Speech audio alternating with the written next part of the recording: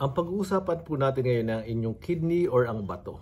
So ang bato or kidney ay isa pong bean-shaped na organ. Ito po ay kasing laki po ng atin pong kamao na naka-locate po ito sa ilalim ng atin pong mga ribs dito sa may bandang likuran. So ang atin pong kidney ay ang sumasala po ng dugo sa atin pong katawan. At ito po ang naglilinis ng dugo at ang mga lumalabas pong toxins ay pinapupunta niya sa ating ihi. Napakahalaga po ng function ng kidney sapagkat kung hindi po malilinis ang ating pong dugo, ito po ay maaari magdulot ng pagkalason ng ating katawan.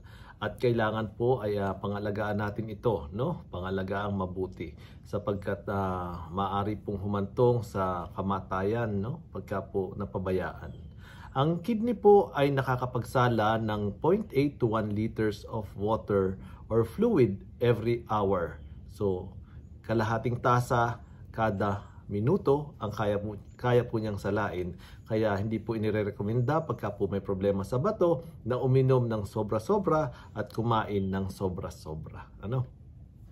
So, ang kidney po ay maaaring masira sa pagkain po ng maalat na pagkain, mga chichirya, mga processed food, canned goods, even yun po mga noodles. Masama din po yan sa ating pong kidney. Kaya dapat pong ilayo natin ang ating pamilya, ang ating mga anak sa masyadong maalat na pagkain. And also yung soft drinks po, yung sobrang taas ng sugar, pwede rin po yung makasira ng kidney. Kasi nga sabi ko nga, pagka po ang isang tao is diabetic, talagang naapektuhan po ang kanyang sugar level. At ang kidney po ang sunod na tinitira kasi pag nahirapan na po na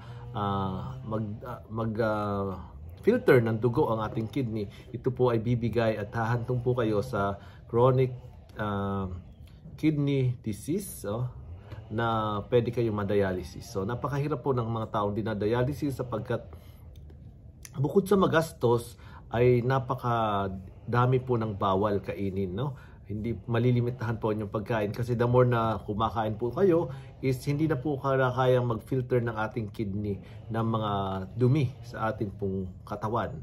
So mahirap po na abusuhin ang ating sarili.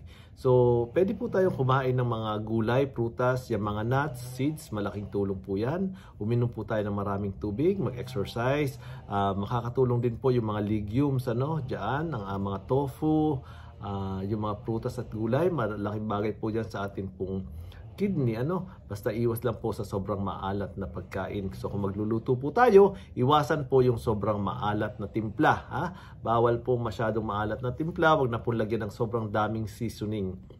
Dahil yung kidney po natin ang nabubugbog. And also, yung mga senior citizens o yung mga may mga rayuma, iwasan nyo po ang uminom ng mga pain relievers kasi mabubugbog po, madadamage po ang yung liver and also your kidney. Kaya kung hindi po naman inireseta ng doktor, huwag nyo na pong inumin.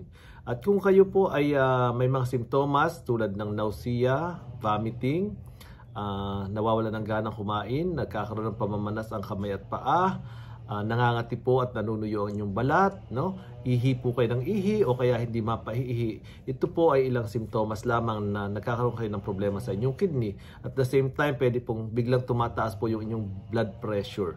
At tumataas din po ang creatinine level. So pagka dumating po sa puntos na ganito, kailangan nyo na po magkonsulta sa inyo po mga doktor para magawa po yung tamang gamutan.